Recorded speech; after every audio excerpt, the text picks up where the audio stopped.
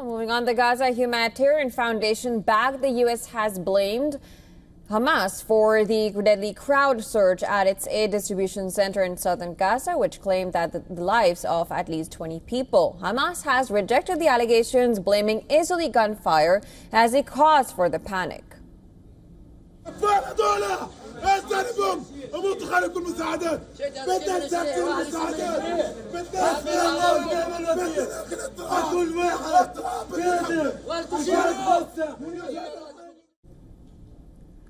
Footage showed lifeless bodies taken to a nearby hospital in the city of Khan Yunis, with some placed on the floor and others on already blood-stained beds. Now, the GHF said 19 people were trampled and one fatally stabbed during the crush at one of its centers in Khan Yunis in southern Gaza.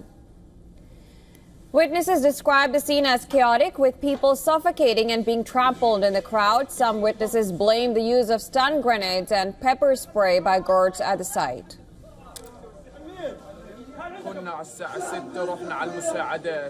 We went to the aid distribution point at 6 a.m.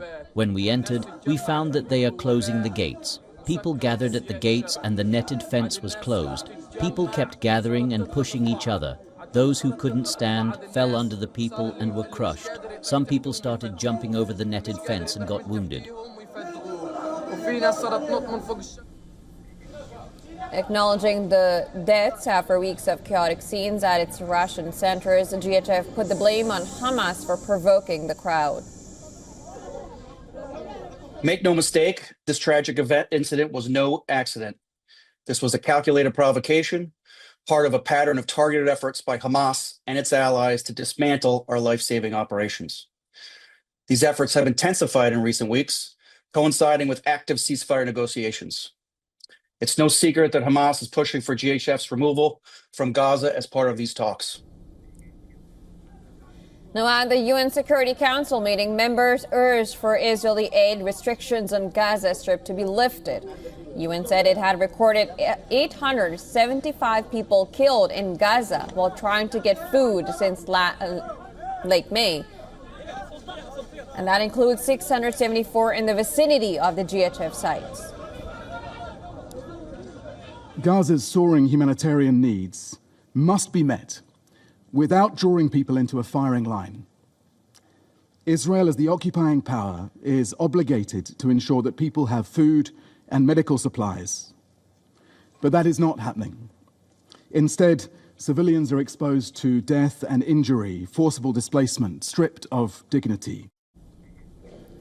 Meanwhile, an emergency conference in Bogota organized by the Hague Group proposed measures to end Israeli attacks on Gaza.